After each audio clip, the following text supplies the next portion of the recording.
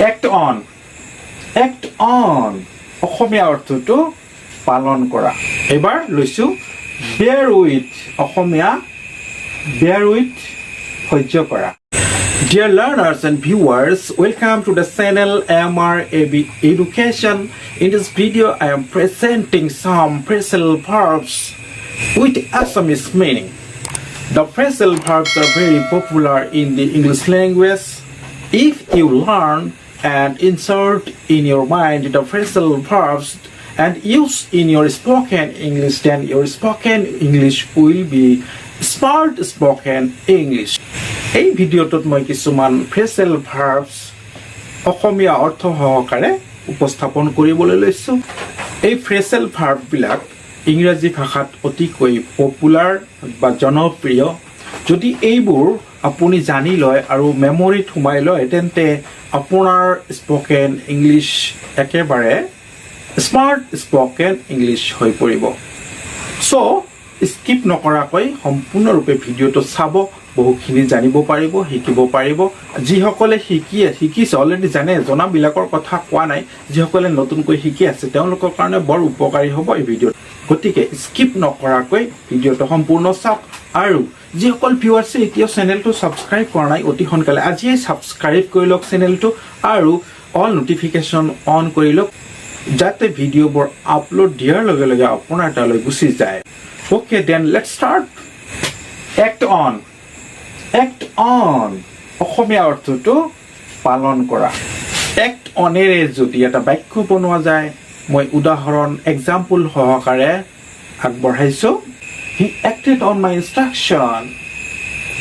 অসমীয়া অৰ্থ কি হ'ব তেওঁ মোৰ নিৰ্দেশ পালন কৰিছিল এবাৰ লৈছো bear with Asomiya bear with সহ্য কৰা এই bear with আপুনি যেটা বাক্যত ব্যৱহাৰ কৰিব এটা এক্সাম্পল দি দিছো মই I cannot bear with such insult অসমীয়া অৰ্থ মই এনেকুৱা অবজ্ঞা সহ্য কৰিব নোৱাৰো আন এটা Prasel verb লৈছো bring up অসমীয়া অৰ্থ প্ৰতিপালন কৰা লালন পালন কৰা বা প্ৰতিপালন কৰা He was brought up by his grandmother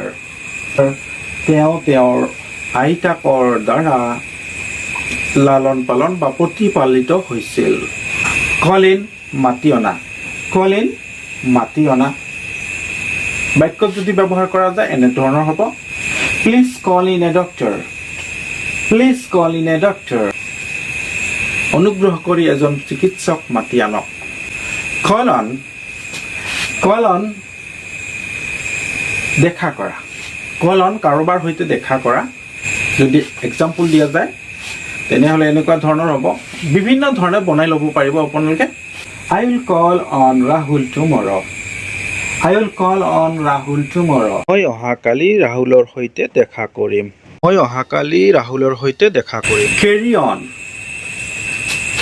carry on চলাই নিয়া অথবা অব্যাহত ৰখা বাক্য যদি প্ৰয়োগ কৰো ঠিক এনে ধৰণে হ'ব carry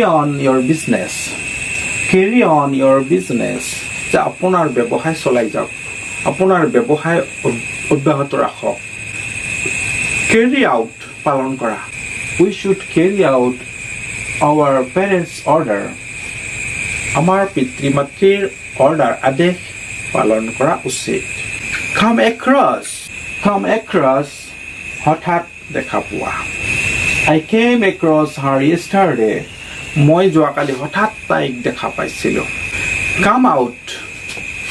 out প্ৰকাশিত হোৱা এটা বাক্য লৈছো truth must come out সঁচাটো নিশ্চয় প্ৰকাশিত হ'ব come round আৰোগ্য লাভ কৰা the man will come round soon মানুহজন সোনকালেই আৰোগ্য লাভ কৰিব cut off অৰ্থ ঢুকুৱা the boy was cut off in his early age ল'ৰাজন তাৰ আদি বয়সতে ঢুকাল cut up মৰ্মাহত হোৱা I was cut up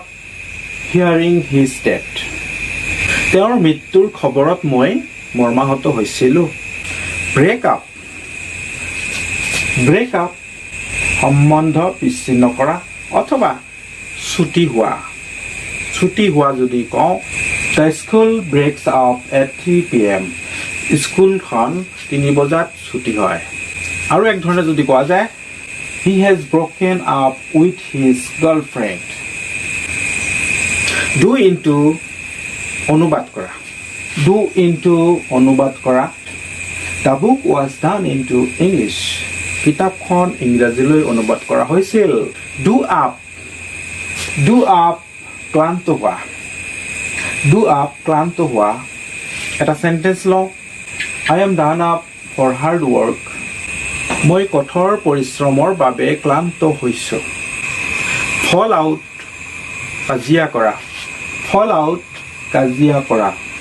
We shouldn't fall out each other.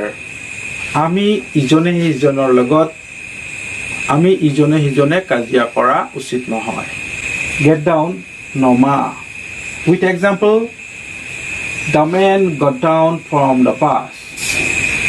মানুহজন বাছৰ পৰা নামিছিল Get off নমা The boy got off the bus. ল'ৰাজন বাছখনৰ পৰা নামিছিল Get into ভিতৰত প্ৰৱেশ কৰা He got into the car. তেওঁ কাৰখনৰ ভিতৰত সোমাইছিল ওকে আজিলৈ ইমানতে ৰাখিছোঁ ভালে থাকক সুস্থ থাকক আমাৰ চেনেলটোৰ লগত থাকক আৰু যদি নিউ ভিউৱাৰ্ছ হয় আপুনি তেন্তে চেনেলটো সাবস্ক্ৰাইব কৰিবলৈ নাপাহৰিব আজিৰ কাৰণে ইমানতেই take care see you bye by